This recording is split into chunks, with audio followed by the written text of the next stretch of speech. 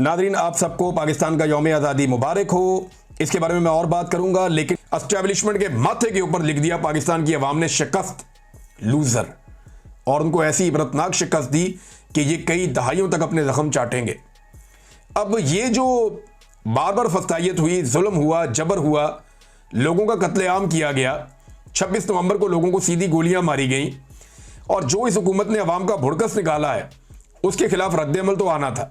तो 14 अगस्त को, 13 अगस्त और 14 अगस्त के दरमियानी रात को लोगों ने एक फ़ायदा उठाया और लोग बहुत बड़ी तादाद में निकले, और आज दिन में भी इसी किस्म की तवक्को की जा रही है। अटक में नादरीन बड़ा जुल्म हुआ, वहाँ पे कारकुनों के साथ पुलिस ने बड़ा तशद्दुद किया, मियाँ वाली में फायरिंग भी की और आंसू गैस के शेल भी फेंके, और जो ईमान ताहिर साहब हैं उनकी गाड़ियाँ भी पुलिस जब्त करके ले गई, उनके कारकुनों को भी गिरफ्तार कर दिया। बहुत सारे कारकुनों के साथ, बहुत सारे लीडर के साथ बड़ा जुल्म हुआ है, लेकिन इसके बावजूद लोग डटे रहे। मरी रोड के ऊपर बड़ा ज़बरदस्त पाकिस्तान तहरीक इंसाफ के लोगों ने और पाकिस्तानी अवाम ने निकल कर बड़ा ज़बरदस्त मुजाहरा किया है।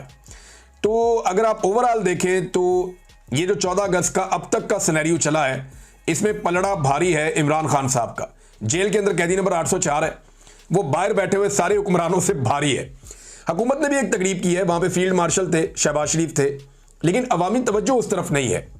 यानी हम सोशल मीडिया का एनालिसिस इकट्ठा कर रहे थे, ये तो अशर बाजुआ साहब जो है वो इसकी तफसीलात सामने लेकर आएंगे, लेकिन अगर हम ये देखें कि फील्ड मार्शल और शहबाज शरीफ साहब का मुश्तरका तौर पे लोगों की कितनी व्यूअरशिप है सोशल मीडिया पे, तो जो मैंने अब तक देखा है वो तो 10% भी नहीं है एज़ कम्पेयर टू जो पाकिस्तान तहरीक इंसाफ या इमरान खान के लिए आवाज़ उठ रही है।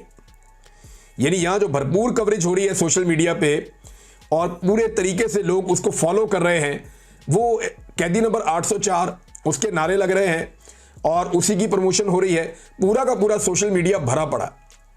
जबकि अगर आप, और इसीलिए नफरत करते हैं सोशल मीडिया से मौजूदा एस्टेब्लिशमेंट के लोग, अगर आप फील्ड मार्शल साहब या शहबाज शरीफ साहब का जो प्रोग्राम था उसकी तरफ जाएं तो वहाँ आपको कुछ भी नहीं नजर आता। अच्छा, यौम आज़ादी के मौके पर भी शहबाज शरीफ साहब ने जो तकरीर की है, उस तकरीर में कायदे आज़म मोहम्मद अली जिन्नाह और अल्लामा इकबाल रहमतुल्लाह अलैह, इन दोनों से ज़्यादा फील्ड मार्शल आसिम मुनीर की तारीफ़ें की हैं। शहबाज शरीफ साहब अपनी तकरीर में बार बार हर चीज़ आसिम मुनीर साहब के मईशत वो उनके खाते में, दिफा वो उनके खाते में, बाकी सारी चीज़ें उनके खाते में, यानी शहबाज शरीफ साहब ने टका के जो है वो आसिम मुनीर साहब की खुशामद की है। इस मौके पर जब जश्न आज़ादी मना रही है कौम और आपने खराज तहसीन पेश करना था पाकिस्तान बनते वक्त जिन लोगों ने कुर्बानियाँ दी, कायदे आज़म मोहम्मद अली जिन्नाह, उन लीडरों को जिन्होंने ये मुल्क बनाया, तो उनसे ज़्यादा तारीफ़ें और खुशामद जो है वो शहबाज शरीफ साहब ने वहाँ मौजूद फील्ड मार्शल आसिम मुनीर साहब की है। और ये तो इस लेवल तक पहुँच गए हैं कि पंजाब में ना हुकूमत ने एक अजीबोगरीब काम कर दिया।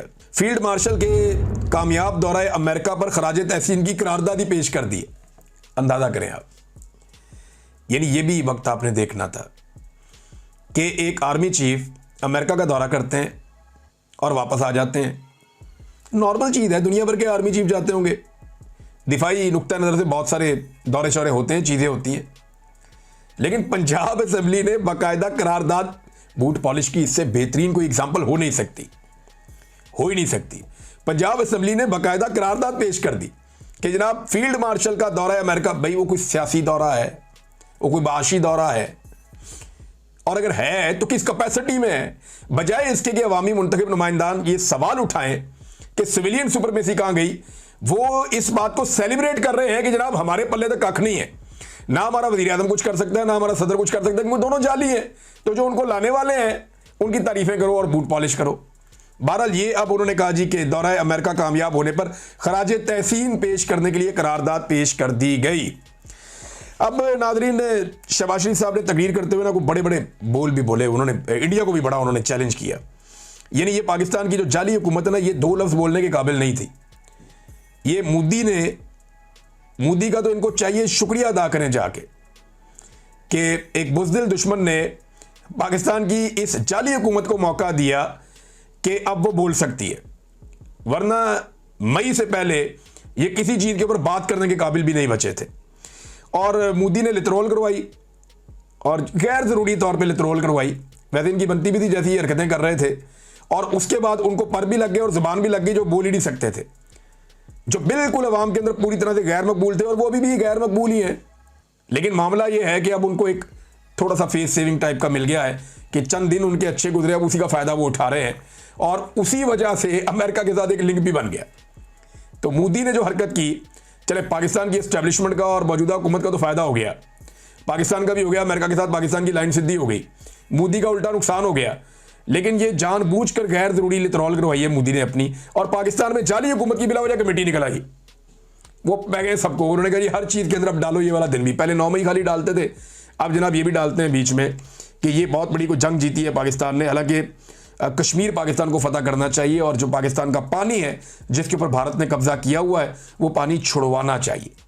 अभी इस वक्त भी जब मैं आपसे बात कर रहा हूं तो पाकिस्तानी पानियों के ऊपर भारत का कब्जा है, तो अपना पानी पाकिस्तान से छुड़वाना पाकिस्तान की रिस्पॉन्सिबिलिटी है। हर फोरम के ऊपर इस पर बात करनी चाहिए, हर लिहाज से इसको छुड़वाना चाहिए, खाली धमकियों से काम नहीं चलेगा। और दूसरा, जो कश्मीर का मामला है वहाँ पे पाकिस्तान को फैसला कुन कोई किरदार अदा करना चाहिए। अभी तक वहाँ कोई एक चौकी भी, बल्कि 400 चौकियों का कह रहे थे, कुछ टाउट्स के फतह हो गई हैं तो पता चला कि एक भी नहीं हुई।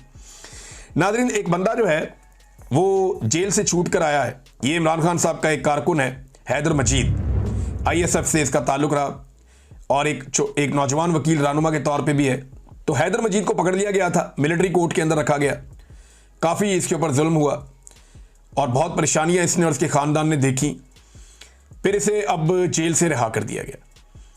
इसकी रिहाई के लिए जिस तरह लोग पहुंचे हैं, बैरियर्स हटा के, रुकावटें तोड़ के, जिस तरह लोग जेल तक पहुंचे और बड़ी तादाद में पहुंचे हैं और जैसे लोग इसको इस्तकबाल करके लेकर गए हैं, इससे बड़े बड़ों के होश ठिकाने आ गए।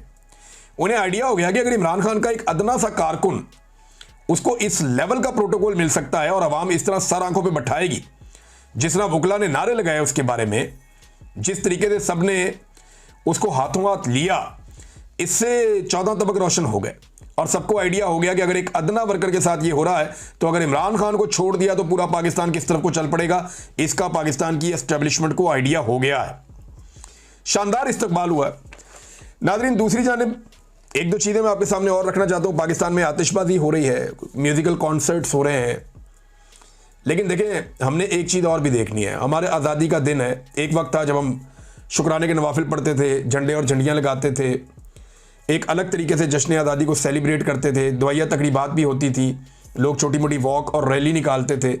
लेकिन फिर वक्त के साथ साथ इसको हम और तरह करते गए। अब हुकूमती सतह के ऊपर इसमें शमूलियत हो गई है। गुज़िश्ता चंद दिनों से थ्रेट किया जा रहा है इंतज़ामिया की जानिब से मुख्तलिफ शहरों में कि तमाम दुकानदार, तमाम लोग जो हैं वो बाउंड हैं कि वो पाकिस्तानी झंडे लगाएंगे अपने खर्चे से, वो ये करेंगे वो करेंगे, सबको बाउंड किया जा रहा है। बाकायदा कुछ लोगों की गिरफ्तारियां भी इस बारे में हुई हैं। तो ज़बरदस्ती लोगों को इस पर कहा जा रहा है, हालांकि ज़बरदस्ती की ज़रूरत ही नहीं है, लोग ये खुद करते हैं। अब हुकूमती सतह पर आतिशबाजी और म्यूज़िकल कॉन्सर्ट्स, ये चीज़ें हो रही हैं, ये क्या पैगाम दे रही हैं उन लोगों को जिनकी जानें जा रही हैं। अब तक के लिए इतना ही। अपना ख्याल रखिएगा, अपने चैनल का भी। पाकिस्तान जिंदाबाद। अल्लाह हाफ़िज़।